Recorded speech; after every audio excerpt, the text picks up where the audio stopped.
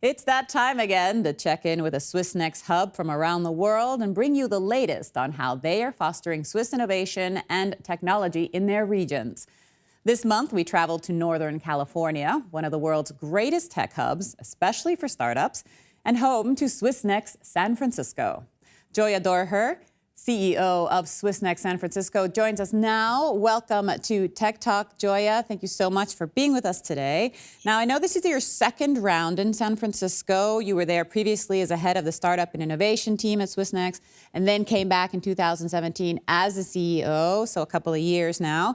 Now, in this time, you've had a front row seat to Swissnex San Francisco's big move from the previous office, where you guys had space for 25 workspaces, 25 workspaces, and now you're at Pier 17, where you have 75 workspaces and lots more, 20 partner institutions, and even a permanent gallery space, which is what I believe I see behind you, which is quite lovely. So quite an upgrade. Correct. Absolutely, yeah. No, we have about quadrupled in size, I would say, since our previous space. And that has, of course, been a huge opportunity for us to really rethink how we work and how we want to engage with our partners and to make space and the idea of people coming together, group settings, a really integral part of how we work today. And that has all affected our startup programs, actually, where we today work in cohorts versus in the past where we work more on an individual basis with startups that came one by one. Okay, so you would say is now you're really focused on the startups more than before? No, actually, I wouldn't say that. I think it is still one of our activities. I think that's the magic of Swissnex, is that we don't do just one thing. It's actually we do many different things and they weave together in this amazing space that we have here. And this is really where the magic happens and where the serendipity happens. So startups today keep being one of our large fields of activities. They are important in the sense that they connect very closely, of course, to our work that we do with universities. Many of the startups we work with come out of universities. They're spin-offs.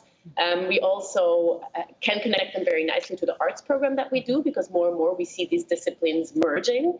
One example is, for example, the gaming sector. So in just a few weeks ago, we were present here at the Gaming Developers Conference in San Francisco for I think it was the 6th time this year, with a group of 19 game studios from Switzerland. And this is a very nice way in which we can show that the arts and startup world, they're actually merging. And Swissnex, we have worked with both these fields over many years. And so we can actually connect the studios that come here, the entrepreneurs that come here from that field across those areas, from the art space to the technologies, to the distributors, et cetera, the actual business world. And it's all happening there at Pier 17. So it sounds like, again, like a great place for you to be. But you've also been quite open about the financial challenges that have been tied to being at Pier 17. And the last couple of years have been a lot of hard work for you. What were some of these challenges and how did you overcome them? The challenges are very much related to the fact that we have a much, much bigger size now. We have remained with the same funding coming from Bern. So Bern today, we get from the State Secretary for Education, Research and Innovation, or mothership, so to say, we get about a third of our funding. Actually, it's even closer to a fourth at this point. And because we have a so much bigger size, the part that remains to be fundraised by us through projects, collaborations, partnerships, sponsorships, etc., has just grown that much. And so it has become a challenge for us to make sure we can actually exist in this with this much larger footprints, from financing a bigger staff to financing bigger operations, of course, operational costs, maintenance costs, etc. But also then the size of our projects. It is a huge opportunity. Of course, we can do things bigger, greater, with more visibility, but it also means we have to find the money to do that. And this is where the 20 partner institutions that are also there come into play, I take it. Absolutely. Absolutely. So we work with partners in all kinds of forms and fashions. And again, that's the beauty of how Swissnex functions, is that we are very free in designing partnerships. There is no one sort of go-to formula on how to do that. So we have here in this space, we work, for example, with Vitra, the furniture and design company from Switzerland that has actually given us furniture in exchange for in-kind services that we do with them. They also have their offices here. This is just one way in which we can engage, of course, with our partners in this space that was not possible before, because today we have the visibility, we have the size, and we also have the clout that gives our partners a great advantage if they want to be seen, heard, and recognized here in the Bay Area. Sounds like it takes a lot of creativity on your part also to bring all these pieces together, and as the CEO and manager there. Now, by virtue of being in San Francisco, it means you're closer to the innovation mecca, Silicon Valley, Palo Alto. Does this really make a difference to startups? I mean, do they actually have better access and exposure when connecting with Swissnex? I mean, can you open doors for them, in other words? Absolutely. Yes. I mean, this is really why we're here, and that we take that role extremely seriously. We wouldn't have to be here otherwise, and we wouldn't have to use taxpayers' money for us to exist if it wasn't for the fact that we really believe we can act as a launch pad, we can act as a soft landing platform. So there's many, many elements. It's not just the connections. It's not just the access to the people and the networks here. A lot of it is cultural translation. And that's one of the big realizations we've had over the years. And when we started the program, almost 10 years ago, working with startups, we realized a lot of it is language. We have incredible technology in Switzerland. We have incredible ingenuity in Switzerland. Very often what lacks is the language and the business acumen with which we want to approach markets, especially here in Silicon Valley, where things just tick a little bit differently. We can read about it. We all read TechCrunch. We all have access to the online media, but then actually engaging and knowing how to navigate the system is a completely different story. And this is where we can truly add value. Today, we do that in a cohort program twice a year, for example, through the InnoSwiss partnership that we have, where we bring several entrepreneurs together, and they go through a program together that consists in pitch trainings, in techniques, methodologies. We have office hours. We have workshops, where different mentors and partners of us come in and work with these entrepreneurs to help them really understand how they can maximize their journey here, but also think in the right terms about whether this is the place for them to invest their time and their money, which is very limited for every startup, as we know. Absolutely, because reality is San Francisco, it's far from home, it's expensive, the competition is cutthroat. So, I mean, should they even try to go there? Yes, I would say absolutely. And not only because this is a market for them, or this is where they might find potential investors, like we have seen with some cases in the past of the startups that came through our space. More than that, actually, and I always insist on that, it's less just a numbers game. It's a mentality and mindset game. And if they don't end up opening an office here and trying to launch their business out of the Silicon Valley, at the very least, they have learned something, and they have learned to think differently, to think bigger and greater, and be maybe a little bit more street smart about how they want to position their startup, what business models are possible, how to talk about it. All of those little factors that can even be an advantage when they go to Switzerland and decide to focus on the European market. And actually, in a few moments, we're going to be talking with one of the startups who has an almost 10-year relationship with Swissnex, San Francisco, and that only 2 years ago became Switzerland's first unicorn when it reached a valuation of $1 billion US. It's the success story, no? It is the success story, I think, in the sense that it's a beautiful one that ties back together many, many ways in which we work, and I'll let Sophie tell you more about how we work with them. But it's actually just an example, because we have other examples like Mindmaze. They might not be as famous in Switzerland today as Mindmaze is for the status of being the first unicorn we have in Switzerland. But we have worked with other companies where they truly benefit of the fact that we have so many different formats of engaging. So we work, for example, on the arts and technology side. We have a mandate with Helvetia. We do different kinds of activities, exhibitions, etc.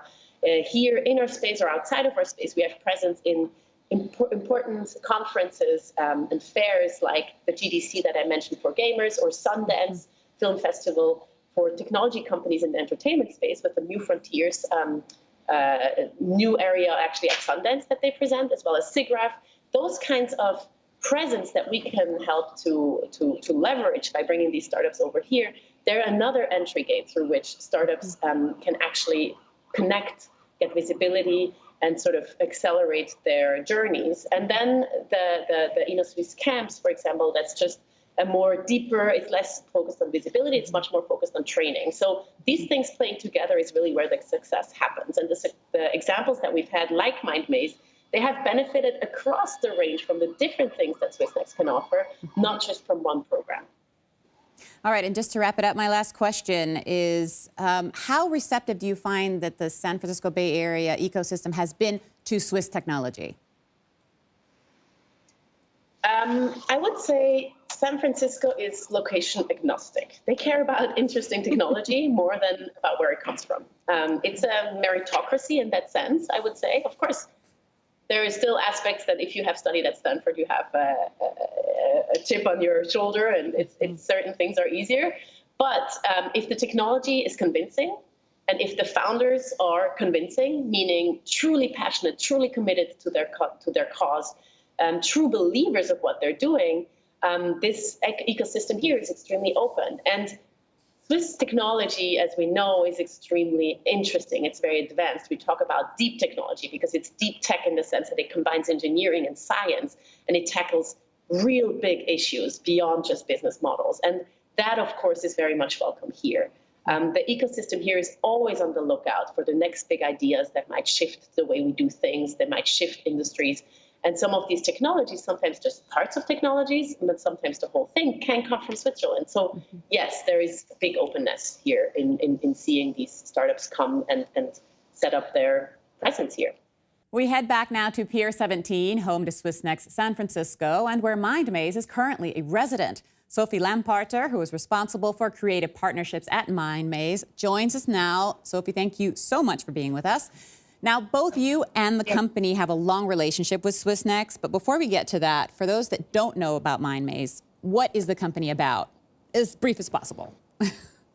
That's a hard one because the company is a large platform, but at the core, it's all around neurotechnology and having the complete understanding of all the different biosignals going on in the body, from EEG to movement, EMG, and use that know-how for all kinds of applications from the medical field, but also training, sports, entertainment, learning. So it really becomes a platform that understands what's going on in the body and the brain and understand what the intent is and how you could improve performance. So technology also about neurorehabilitation, which is what I took away from my interview with Tej last year. Now, earlier we mentioned that Mindmaze is Switzerland's first unicorn, having raised $100 million in its early funding. How is the company investing this money now? So the company did a few acquisitions recently because at the core, as you mentioned, was neurorehabilitation, and there are a few products already out called Mind Motion products, where we treat people with stroke during their clinical stay, but also at their homes. But to really get to the large vision of creating this entire platform where we have the full understanding about what's going on in somebody's mind and somebody's body, the company did several acquisitions around the motoric movement to add to the technology portfolio. Okay, and how instrumental has Swissnex been in the success of the company? I mean, Mindmaze started at the time as a EPFL spinoff with a few team members, and I think the stay in the US, of course, opened up the perspectives where this company could go and grow into. So you feel like they can and should take some credit for the success? Of course. I think it was the first, U.S. market entry camp that I think Tej participated at 2008 or something. And so one of the very first one. I personally, when I was still at Swissnex, worked with Tej too. That was a bit later. I think 2014, we brought Mindmaze to a conference that was called Neurogaming Conference, where one could see for the first time that brain-computer interfaces and neurotechnology is not just interesting in the medical sector. No, that is going to go in all kinds of industries like entertainment, movie making, games, training. And it was something that we could see here in the US that maybe you would not have realized just staying back home. Okay, so as an institutional partner or a company that also resides at Pier 17, what do you get in exchange for helping to pay the rent there? well, you become part of that community, right? You interact with all the other residents, you interact with people during events, you're part of a platform of exchanges, know-how, and that's, I think, what is the most interesting part. I mean, otherwise we could just be in any co-working space. And so you feel like it's been really important to have boots on the ground, so to speak, in Northern California? Definitely. I mean, it's one of our roles here for Mindmaze in the US is really setting up partnerships, figuring out what applications the technology could have outside the medical field. And for this, we need to be here in California. I mean, we're talking to companies like Google, like Apple, HTC, and we have to be on site to build these relationships. Now, you also co-founded DART, D-A-R-T, a Swiss spin-off accelerator program. Now, personally, my inbox is full of emails about accelerator programs all over the world, including Switzerland. What makes yours different? Well, the name stands for already the vision. So DART stands for Design, Art, Research, Technology. And it's definitely something that I've learned from working so long at Swissnex and with Swissnex is how important it is that we bring the different disciplines together. Because especially now when we're entering a phase where the human-machine interactions are going to go far beyond the screen, right? We're talking about augmented reality, virtual reality, or like with Mindmaze, brain-computer interfaces. So technology is going to be all around us, immersive. It's going to be invisible to some extent as well. So it's even more important that we design these interactions between human and technology very carefully, and that we have designers and creatives and the different research and technologies collaborating once we do that. And a question about the startups. I discussed this with Gioia earlier. The reality is that San Francisco is far from home. It's very expensive. It's cutthroat in terms of the competition. Do you think startups should still try to be there? And if so, what is your advice to them? Get a roommate and cook at home? I mean, that's really part of what we're doing with DART. We're helping them to come here and create a network here, and also in collaboration with Swissnex. We're all in the same space here. Yes, I think you should still spend time back home developing your projects or your prototype, your technology, but then you should come very early here and test it, because here you can get very, very easy and fast feedback of the potential of something that you have in your hands. You can meet players in the big technology companies. You can meet the startup ecosystem. You can talk to first investors. And I think it's interesting from the Swiss perspective to get very early on an international feedback on what you're working on. Well, just to wrap it up, one of the things that I hear a lot from the startups here in Switzerland, of course, is that they feel like they also have to leave the U.S. in order to leave Switzerland and go to the U.S. in order to find the investment, the money that they need to move forward. What is your feeling? Do they have to leave Switzerland? I mean, and is Northern California, San Francisco, the place to be? I mean, ideally, I think it's a combination of things, right? Ideally, you find money back in Switzerland where you're building the company, but then you also find investors and partners here to really scale it. So we usually recommend the startups we're working with to do a first angel round in Switzerland to get started, build a valid prototype that you can bring out and test. But then, yes, it'd be great if you also have a more global mindset, and with that also investors on board of your company. All right, sounds like some good advice. Thank you, Sophie, so much for joining us today and for your insights. Thank you. Thank you. And with that, we have reached the end of this week's edition of Tech Talk. As always, it was great to have you on board. I'm Maria Montero, and we will see you next time.